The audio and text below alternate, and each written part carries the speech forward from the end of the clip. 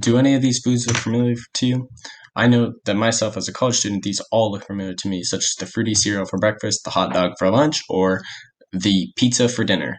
And although you might think this is cost effective, it's really limiting to your physical health, and also it is not the most cost efficient way. And because of this ideology, I believe that that our government should regulate the amount of processed food allowed in America, and also the policies and regulations they have to follow, as we believe stuff like this is better for us and that it has led us to be one of the most obese countries in the world. So, a college favorite, Top Ramen, has way too much salt. It is not good for your health, and also should it has the shelf life of about 5 years, which is horrible because of all the salt in it. And another college favorite, Doritos, for example, have high fructose corn syrup, no good micro or macronutrients as it provides nothing for your vitamin A through K levels, and also it's just not good. The ingredients list is way too long. So, because of this, ideas that we have that no calories mean something good, that and also zero sugar, we believe something like this is good for us, which is completely wrong because most zero sugar products contain aspartame in it, which by the National Cancer Institution has been linked to brain tumors and cancer levels. And also due to our low regulations on food, as we only have two regulations of misbranded food and also altered food, and has led America to be in the 30th percentile for the obesity rate, like worldwide. But this is only from people 20 years old and up. And when we do a general more consensus, we have found that Americans are 40% of Americans are obese.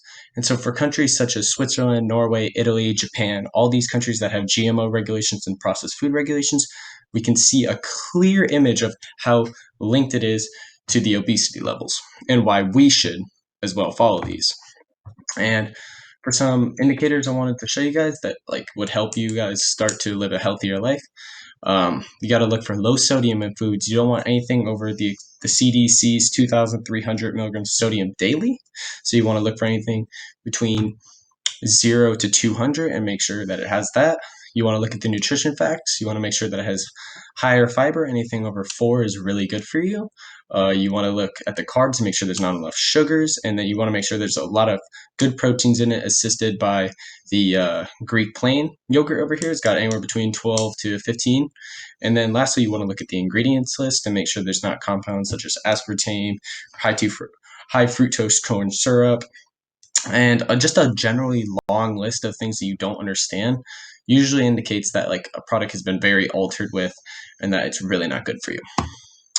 And I wanted to fight the idea that healthy eating costs a lot of money because a meal like this, which anywhere between $5 to $8 throughout all the countries, throughout all the states in America, has a healthy amount of carbs, a lot of fiber, low salt, low sodium, and also low sugar and a good amount of protein. And this is $5 to $8 and can feed a family of like three. And so I believe that Big Macs and stuff that are labeled at $3 that you would get for your family or anything, which also are very processed, are horrible for you. And lastly, I just wanted to bring up these two studies by JAMA International Medicine, and then the other one was by the CDC that insisted that higher processed diets usually are left not as satiated as most people that eat just whole foods, and also lead to a lot of weight gain and also higher mortality rates. So I believe us as Americans, we need to start making petitions for big companies to follow to limit the saturated fat, the sodium, the carbs, and start including more whole grain ingredients. And so a good checklist to look out for is that for change that we need to start eating more from home.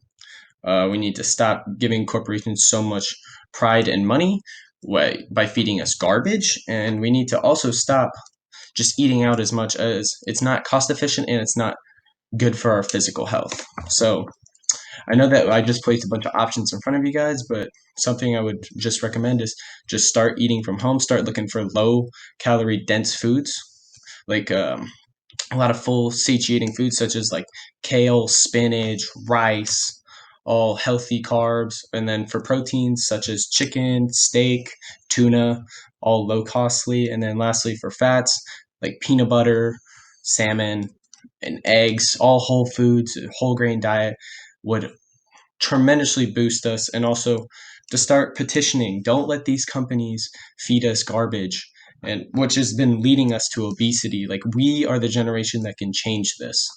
And that's all I got. Thank you guys for listening. Do any of these foods look familiar to you?